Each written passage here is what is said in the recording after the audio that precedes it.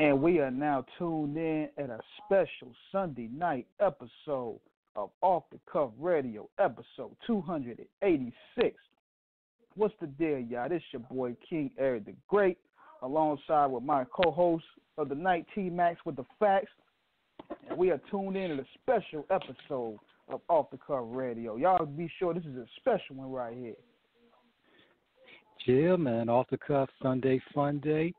We doing it live and true, doing it what it do, man. Shout out to Buddy Boy Entertainment and Da Vinci Clothing, our sponsors, and, of course, a lot of Sandman and Lady Chinchilla, So Illa, spiritual presence, always present. And, yeah, man, this show tonight is a very, very, very special one. If I could humbly, King, so much introduce our guest tonight. Feel free, brother. Thank you. What can I say? This youngin is one of the realest from Rialto, California, representing Eastern Street. And he's followed in a long line of great, MCs who fly that blue flag, whether it be 111, rolling 20s, rolling 60s, A-Trays, Compton, Watts, Grape Street, Kelly Park, Tragnew, this young boy doing it what it do. And, of course, I can't forget, just Crips worldwide in terms of we recognize, the gangster way is a lifestyle and it's a real way of life. And going on YouTube, just, one day I seen this video for Cuz where he used the music Soul Child sample. That was the first song we played. And I was just blown away, just laughing. Not because I thought the shit wasn't cool. I was blown away how genius the song was. And I was like, yo, we got to get him on the show. So without further ado, ladies and gentlemen, boys and girls, want to welcome our guest tonight on the show, Ros P. What it do, baby? What it do? What's the deal, fam? What's going on, There we go. Chilling, man. Working, man. Definitely, man. Look, weird. What's up? No, I hear you. Go ahead. Okay, yeah, man. Look, we are so humble. We're so appreciative. We're so happy to have you on, man. It's like I said, man, you definitely have tapped into that vein of really coming original, going late night 2019 into 2020, man. And we're so privileged to have you on, to really give you an opportunity to really tell, hip-hop at large about you. We want to get you before you become major, man. So. Oh, no, man. I really appreciate it, man. We kicking the 2020 off right, man. Going in the right direction. Definitely, man. So tell the audience a little bit about you, man. Oh, yeah, man. My name is Ros P. I'm from Rialto, California, man. I've been doing this music thing for a long time. You know what I'm saying? Make sure y'all subscribe to my YouTube channel. Check me out. Follow me on IG at I am Ros P. Same on Twitter, man. Make sure y'all follow me. Check out my new video, Cuz. I just dropped a mixtape called Ladies Love Ros P for the ladies. My little first R&B mixtape, man. Check me out. Definitely. Now, getting into it with you, man, is one thing about it is, we definitely represent, where you're coming from in terms of the set you rep, man. And, so many that have come before you, in terms of, like I said, Dub C repping 111, of course, Easy E and MC Ren representing, Kelly Park, the late, great Nipsey representing Rolling 60s, of course, Miss C-Note, for those who really in the know about the hip-hop, she was on Banging on Wax, of course, with Stenloke and They Love Bryant, representing Rolling 20s. Snoop Dogg representing, Rolling 20s. I mean, dude, the legacy of Blue, goes so far and so distinguished, man. I haven't even named everybody, and I'll probably do that as we go along, man. I mean, how does it feel? How did you find your way into hip hop in terms of being from your onset, and as you progressed in terms of your career, how did you really manage to make that blending, of banging and rapping into one? really, it's really not easy. It's really just me representing where I'm from. Like, where I'm from, being from the IE, being from Rialto, you feel me? I'm from Northside folk, like Rialto City, you feel me? So I'm really the first from my section, from my city, to go viral and do what I'm doing and represent to where it's touching, where LA fucking with it, you feel me, all over the world. For real, I'm like really the first from where I'm from to do this. So it's just me representing me being where I'm from, being real, you feel me? A lot of people try to, you know, say they from LA, they not really from LA. I'm not from LA, I'm from Rialto, you feel me? I'm from the IE. But I get love. Right. I get love from LA. I get love from the city. Like G Malone, fuck with me. You see Snoop reposting my video. I'm getting love. OT Genesis showed me love. Like, I'm getting love, man. And who are some of your influences coming up in the game that really helped and molded you into being, you know, really, you know, as you progressed in terms of really honing your craft? Really, I mean, I have to say like Snoop, DJ Quick, G Malone, feel me, K-Boy, and like Too Short. Really, and when you say really K-Boy, you mean Eastside K-Boy, right? Eastside K-Boy, that's my cousin. No shit. Yeah, that's my cousin. Yeah. He was crazy, though. Okay. I heard K-Boy music, right, man, and I'm like, man, this nigga so hard. This is a minute ago. I'm like, this nigga so hard. And come to find out, I'm letting my cousin know. I'm like, man, this nigga's K-Boy, this nigga hard. He's like, nigga, that's your cousin. I said, what? So it runs of the family. Yeah, man, because I peeped out some of I peeped out some of K-Boy stuff, man, and I'm like, Cap. I mean, it's one thing about it is I've noticed in California is that, you know, y'all have always managed, you know, no matter what side of the flag y'all on, you know, left or right, you know, blue or red, blood or cuz, it's like y'all always had y'all own style that was distinct in terms of really marketing yourselves. You know, of course, exactly. You know, like you said, you had DJ Quick, you know, who was one of your influences. Shout out to TTP, Treetop Pyru, for those that don't know. And of course, Too Short, you know, the godfather of Bay Area, you know, hip hop. Yeah, I actually got cousins who got a gold track with a gold plaque with Too Short. You feel me? So, like, I get it from both sides of the family. This music thing. That's what it is, man. Show you a student of the game. Yeah. Yeah, exactly. Definitely. Now, in terms of it, what we've seen in hip hop, you know, because one thing about it, as you said, so many artists try to claim that they're from somewhere and they're not. Exactly. And try to pretty much, you know, fabricate their lifestyle from a level of non-authenticity, not being a genuine article, you know, trying to wear the cloth that ain't fit for them. Pretty much growing up, man, what was it like for you growing up in Rialto in terms of really, you know, just navigating your way through the hood and really just coming of age? It was different, you feel me? You know, we had a lot of people come from Pasadena and Compton and come to Rialto and really try to set things their way, but we move different. We do things our way. So it was kind of hard. You feel me? We had to make a name for ourselves. We had to put a lot of work in, you feel me, to make a name for ourselves. And it just got to where, as time went on, things flipped and everybody was following suit to what we was doing. All I got to say is, like, you got to be you. When you're not you, people can, you feel me, they can see through that shit, and that shit fabricated and it don't last. When you be you, that shit is more organic. You feel me? Like, I dropped the Cuz record. I would have never thought Snoop would repost my shit. You feel me? Like, that shit was just amazing. It was just so organic. I was gonna pay to put it on. I was gonna put it on World Star. It was just so organic. It was just spreading. It was just spreading crazy like a disease, man. That shit was crazy. And shout out to Uncle Snoop, man, because one thing about it was Snoop, you know, being a godfather, you know, one of the modern day godfathers, you know, of the game. You know, Snoop has always, you know, he's always done that in terms of just, you never know it, but Uncle Snoop just gonna put you on when you least expect. You know what I'm saying? Like, you know, me and you had chopped it up before we had got you, you know, for the show a couple of years ago when he put on P Nice, you know, with Stupid Young, you know, Zaire Akeem, Trey D with the joint. I'm from Long Beach. And when I first heard that shit, because I'd heard about that when Snoop put it on his IG, so I checked the joint out, and I was like, oh, you know, and it's Long like, Beach, you know. Long Beach really fucking with me right now. I got a track with Stupid Young, too.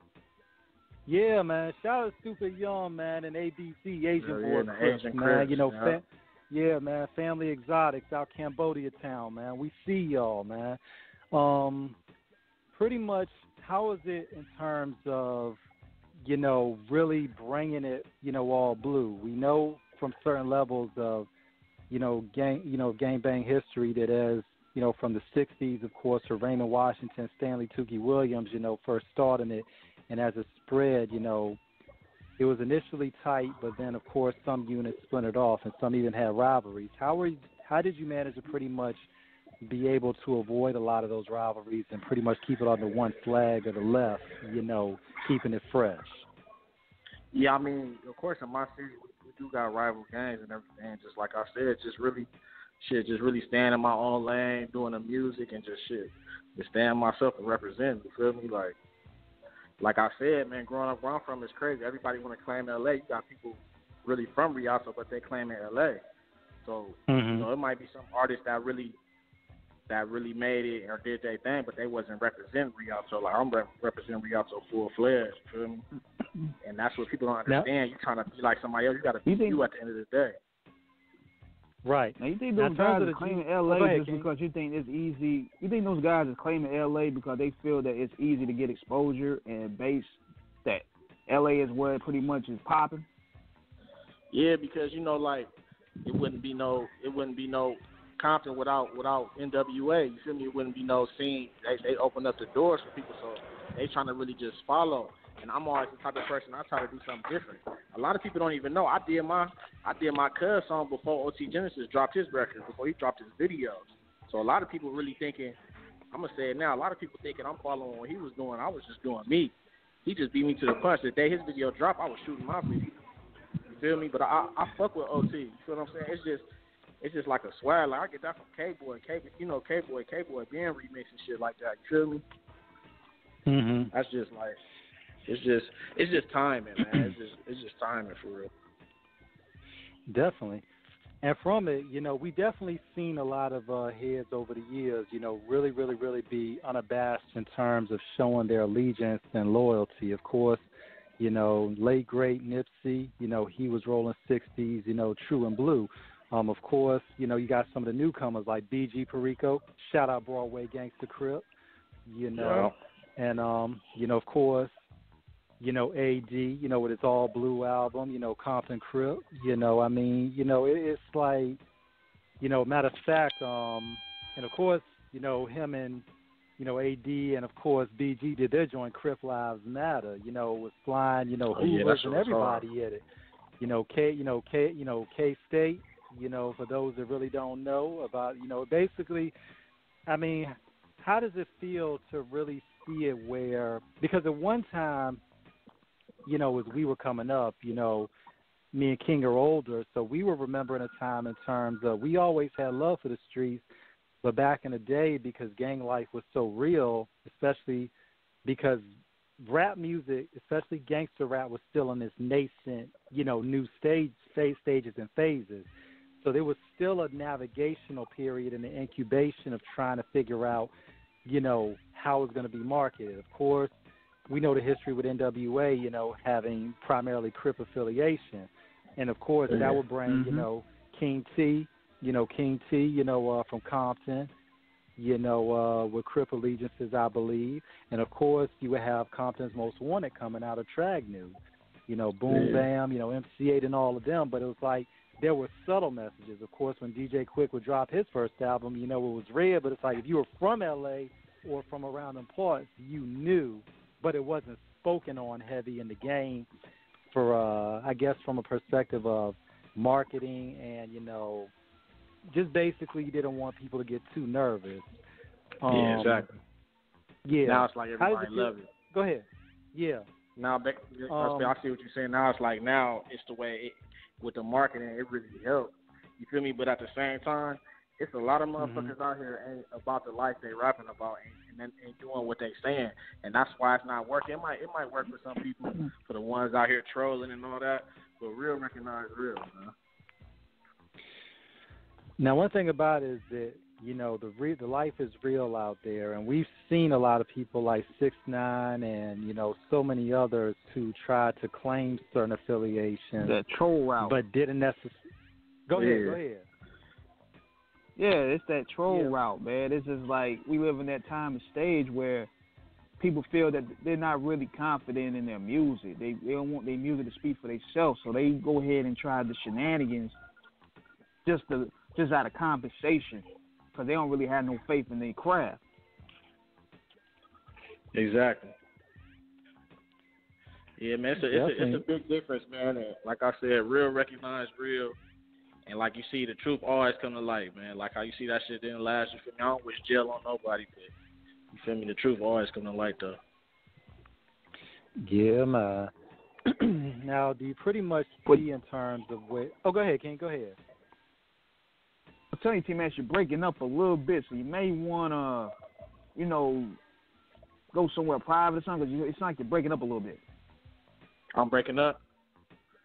Nah, T-Max was. Because I felt it was Can breaking up a little bit. Yeah, you good. Can you hear now. me? Okay, yeah. Yeah. So, but in terms of seeing how rap, you know, of course, West Coast has diversified itself so much, man.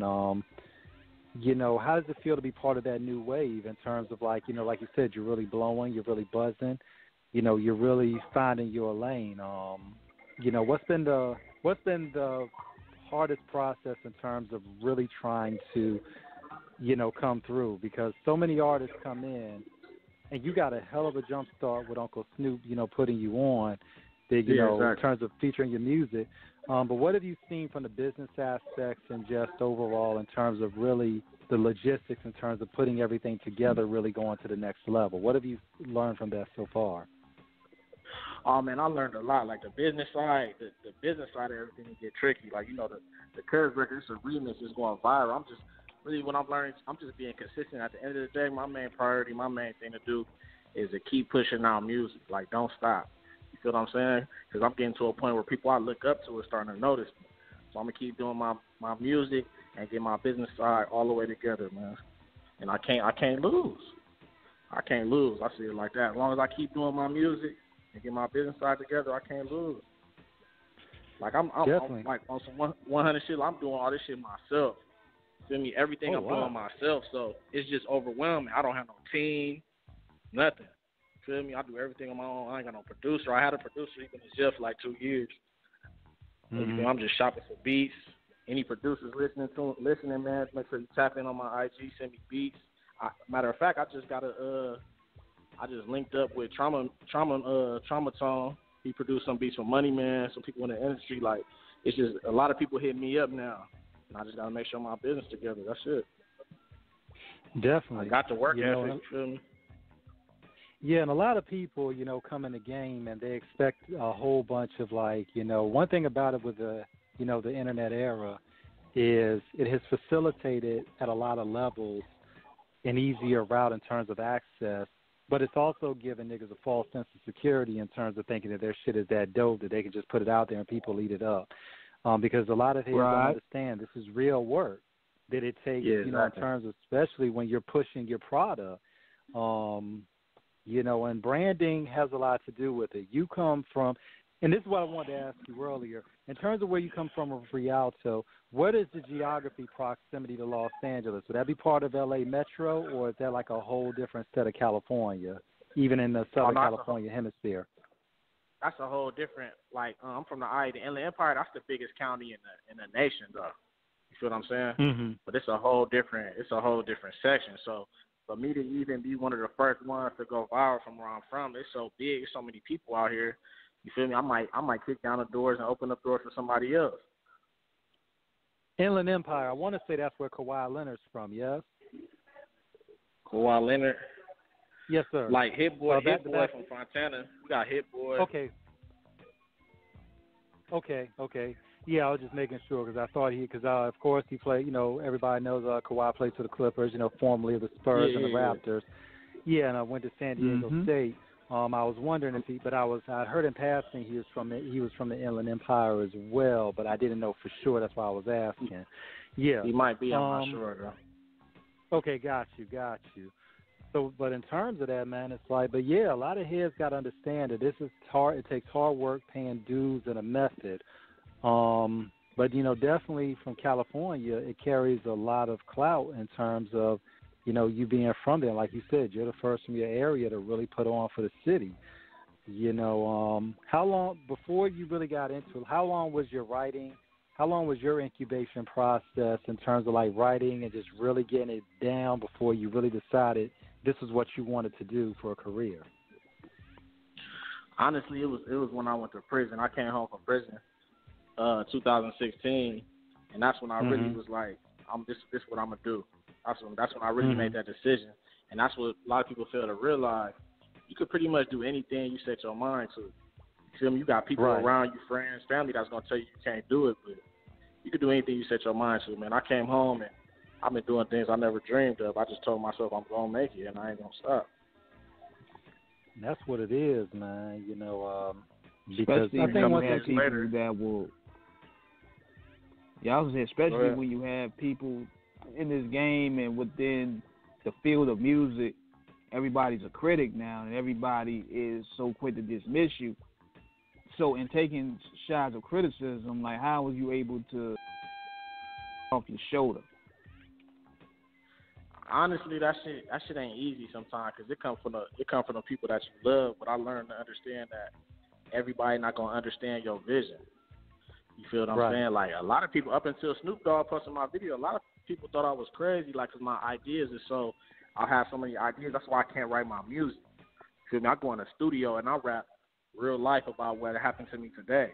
So I tell somebody an idea they don't understand, but then I lay my song into the video and they see it, like, they like, man, they like, you did that, like, you feel me? And I really was trying to like it's show. Yeah,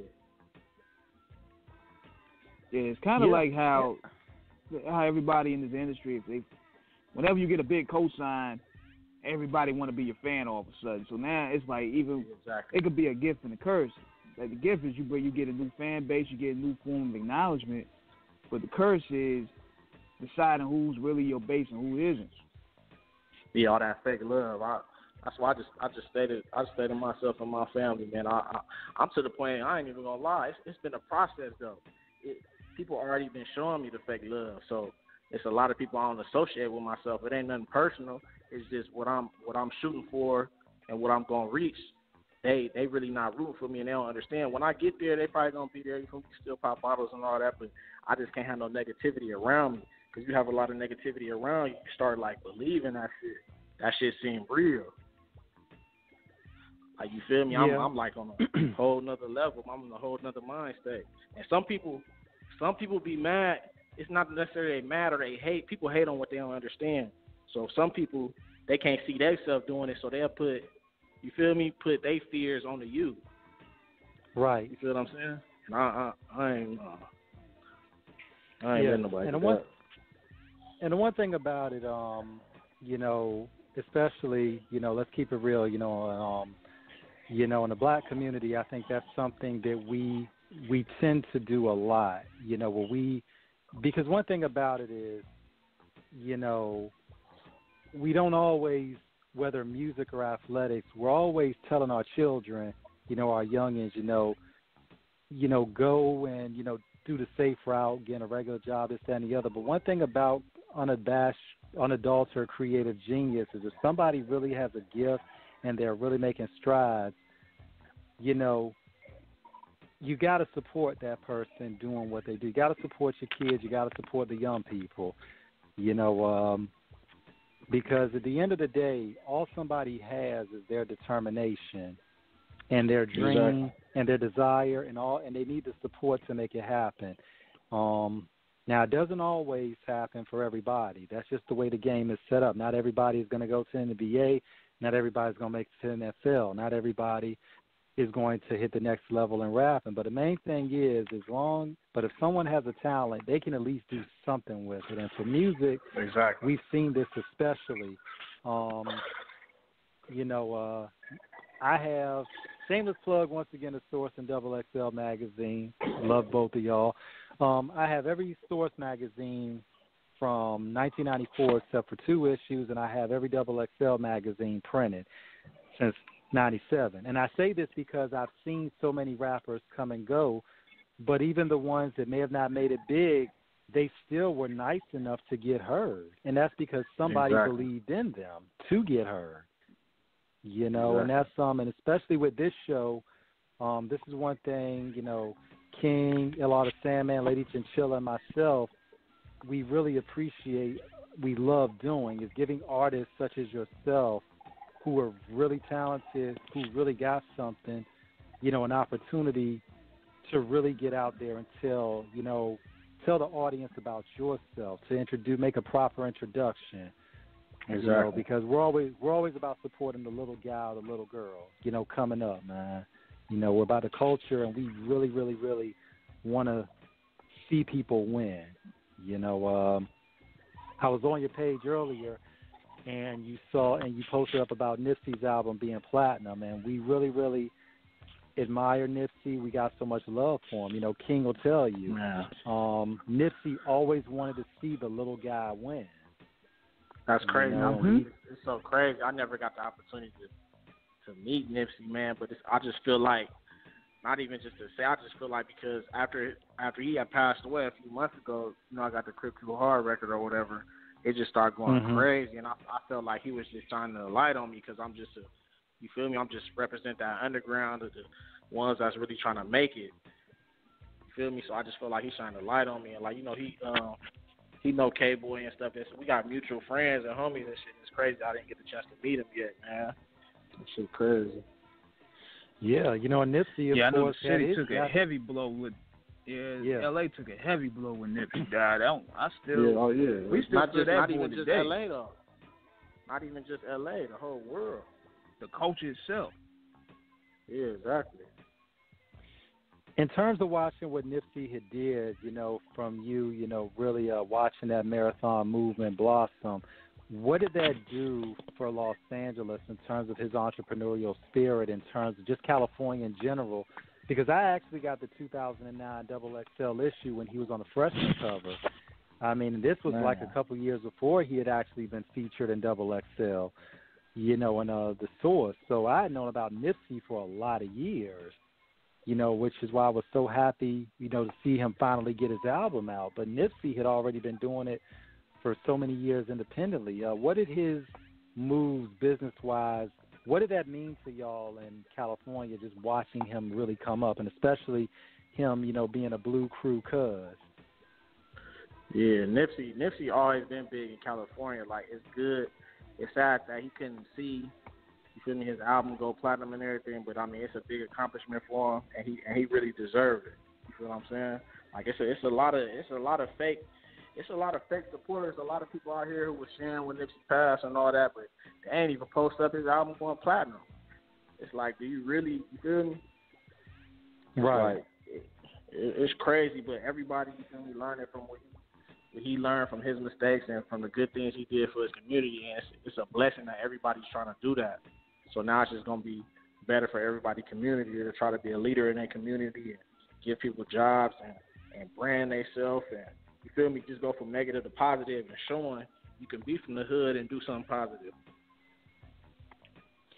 Definitely. For real. Now, in terms of where you see hip hop right now, where do you see the highs in it, and where do you see the lows in it, in terms of in terms of where it's being authentically kept true to the tenets of the culture, and where you have some people who may make a mockery of it, who really don't understand what it means in terms of representing the music and the culture correctly?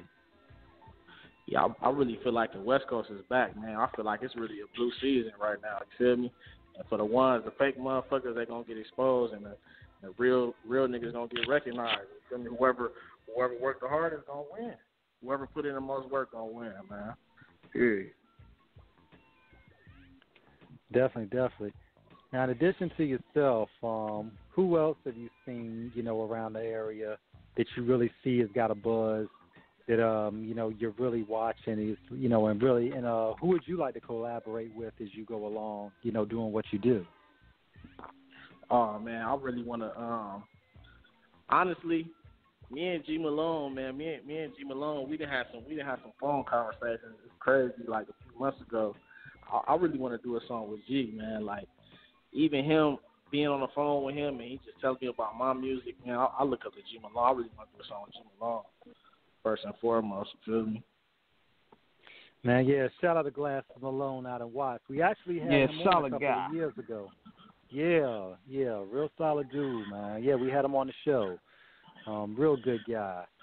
Yeah, man. I mean, it's one thing about it is that when you see a lot of the artists who've been grinding for so long, how important is it to really have that hometown support?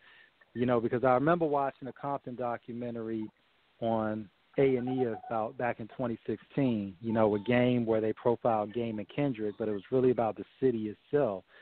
And when Game, had his interview segment, he was talking about when he sat down with Dre, Dre was asking him, is your hood fucking with you? And Game was like, yeah, they fucking with me. And Dre was like, good, because if your hood don't fuck with you, the world won't fuck with you. How important is it to have that hometown support before you really take it to the next level? Yeah, it's important, but times change though. It's like the internet. You feel me? Like it's important. Don't get me wrong. Like the homies fuck with me, the hood fuck with me, but like ain't nobody gonna support you more than somebody that you don't know. You feel what I'm saying? It's gonna be that motherfucker from some small little town that you don't know that's gonna support you the most. Cause to motherfuckers in the hood, they know you by government and everything. To them, you always gonna be you. Yeah, they show love, they support right. for sure. But it's gonna be that motherfucker that you don't even know, that don't know nothing about you, that's gonna support you the most for sure. It's just times is just changing, man. Definitely. And pretty much, and I guess that's something, that's always unique in terms of an actual home turf, because like you said, the familiarity, because people really don't a lot of times appreciate the artistry that somebody has until it's validated by the public at large. But a lot of people don't understand, is that, everybody starts from somewhere. There's always those open mics. There's always, in the clubs, there's always those lonely nights at home writing.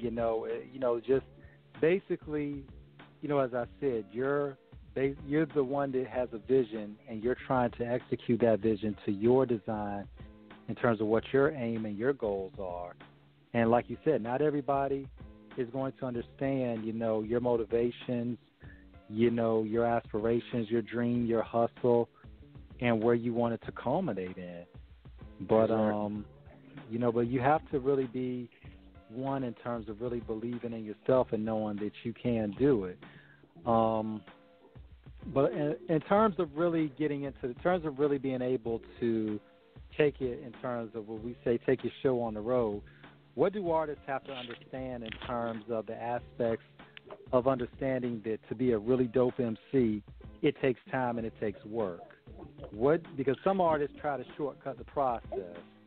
And you can't Yeah. Tell us about what artists need to know in terms of coming in and really understanding what it takes to really get to that next level, and even getting a good starting point for it. Man, listen, it's gonna be nice when you're hungry. It's gonna be nice. You can't even afford studio time. You know what I'm saying? It's gonna be nice. You're gonna be in the studio with niggas recording, and you don't even get a chance to record. You just gotta sit back, wait your turn, man, and be hungry. Everybody get their time to shine, and when it's your turn, you gotta do your thing. Right. Especially with them studio prices or that studio time, man. that's Man, I done been in the studio with right G Malone. Man, I done been in the studio with G Malone years ago. You feel me? With G Malone and K-Boy, I wanted to rap so bad. Being a musician, you want to go show your shit, so you got it too. But I learned it took a long time because now is the time. Now I'm ready. Now the world is ready to hear Ros P and know my story. Definitely. And a lot of times, they also got to be looked at like patience. They also got to be looked at like patience. It's the key virtue of really making. A lot of people don't got that. Okay. A lot of people don't got that. They think it happened overnight. In terms of being in the studio, how important is it to have a team in terms of really having people? Because when you have once you got your, the vision of the sonics you want, you've got your lyrics written, how important is it to actually get into the studio to have people that really know what they're doing in terms of your engineers, your mixers, everybody who has their design job to make sure that everything comes out? Because, people don't understand when you're doing it, this is like a job interview to your potential fans. You have to present something to them that is actually like you're showing that you're serious about your craft. How important is it to have? Go ahead. Yeah, it's real important. A lot of people don't understand this shit is like an art. And me, I don't write music, so I can't have no bad vibes. So 9 times out of 10, it's gonna be just me and my engineer. You feel me? When I go to the studio, and I'm gonna have a bottle of 1738. But that's about it, man, because this shit is an art. And like I said, I don't write no music, so I go off of vibe and off what I'm going through today. I go to the studio and lay a track, which is what's going on in my life. It's real life. And when you're telling a real story, real can recognize the real. You feel me? Definitely. Definitely, it's all about vibes at the end of the day. Yeah, exactly. And a lot of people know me. I've been around. I've been in the studio with G Malone, video shoots, Bishop Lamont. Feel me? I've been around with Top Dog Entertainment. Went to Mexico with them. I've been around, so a lot of people know. And when a lot of people see it, they like, okay, it's time. Definitely. Now you were saying you said you were around with Top Dog. How did that collaboration come in terms of you getting to know Anthony, Tiffler, Kendrick, Schoolboy, because Schoolboy is a fellow Blue Crew with you too, being 52 Hoover. Yeah, exactly. From Hoover, yeah. So, yeah, Hoover Criminals. How was that pretty much how did that meeting come about? Well, that came about, just off, me being so close to LA. That just came about from the homie from my hood, his brother, and Big Lee. Shout out to Jazzy Management. You feel me? Shout out to B.O., you feel me? We really was, he the DJ right now for J-Rock. You feel me? He really was the one, because if you know Top Dog, it was J-Rock, Kendrick, it was my nigga Bo. Absol, yeah, Schoolboy. Absol, yep, Schoolboy. But this before Schoolboy. Okay. But yeah, so I was around all that, man. Went to Mexico with him. Was in video shoots with him, man. This when Kendrick Lamar was K-Dot. You feel me? He wasn't even Kendrick Lamar yet. His rap name was K-Dot. So yeah. I was a cocky young motherfucker. You feel me? They like, man, K-Dot the hardest 19-year-old. And I'm like, you must ain't heard my shit. You know what I mean? I'm a year older than K-Dot. You feel me? I was too cocky, young man. I was too cocky. I just had to learn. He put in a lot of work. You feel me? He had a lot of mixtapes. He put it in the work. You put it in the work, and you get your turn, and you get your. You feel me? You got to put the work in. Yeah, a lot of people don't know about K-Dot from when he started with the Youngest Head Nigga in Charge mixtape, and when he was in high school. And he had Training Day. Yeah. Yeah, and of course Section 80, which a lot of people think that Good Kid, Mad City was his first album. No, Section 80 was his first official album. Yeah, he used to do the background vocals for J-Rock. I didn't know that. Yeah, he was background. I'm talking about K-Dot put in that work, man. He was doing ad-libs on J-Rock songs. Now, was this before? Now, was with the shout out to the Nick, where J-Rock come from, Bounty Hunter Blood, Stand Up, Nickerson Gardens, keeping it red all day. What was that like? Now, pretty much was that on J-Rock's Follow Me Home album, which was his debut, or was that before? The song he had with Lil Wayne. What was it called? The song he had with Lil Wayne. All My Life, I think. All My Life. Yeah. First it was Kendrick Lamar doing the singing background, and then they put Will I Am on it. Got Will I Am singing. It was Kendrick Lamar singing that shit. Oh God. Oh man. A lot of people don't know that though. That was my. And it's crazy. Yeah, man, and it's crazy because to see how all of you, were pretty much intermingled before you all came big. I mean, but it's not only from the music perspective. It was just how all this. It just seems to be an entrepreneurial spirit that has taken over in terms of understanding that, because of course you got a first generation, with Ice Cube and Snoop Dogg, of course, Ice Cube as one of the greatest ever, of course, and of course after, halfway through his rapping career, he started acting, and now this dude is like a director, producer. A lot of youngins today know Cube is the actor. We know we're older, so we know Cube is like, we know him as America's Most Wanted. Wanted Cube, yeah, the Predator Ice Cube, the Lethal Injection Cube, and it's like, and now we see Snoop, what I'm saying? Snoop was, deep cover Snoop, and now we see, Snoop had his own Cadillac at one time, the Snoop DeVille, and Snoop got Snoop got his own jackets now. I think he got a jacket going viral right now. Snoopy clothing. Shout out to Snoopy clothing, man. Yeah, man. It's like, what was so? And of course, you got BG Perico, Broadway Gangster. He got his company So Way Out, with his clothing line. You got YG, with his 400 clothing. What's it like seeing everybody out in LA from both sides of the flag, like really like taking into their own hands their entrepreneurial endeavors and really expanding? Hell yeah. It's a beautiful time right now, man, for the West Coast, man. I promise you. Definitely. Now, in terms of our that Renaissance was heavily slept on. Yeah, man. Within the past decade, the West Coast Renaissance, that was heavily slept on, of course. And then you guys, y'all kept pushing that line even further. Keep pushing it any further. They're like, okay, we back in the game now. Y'all ain't shutting us out. And it's fresh. Exactly.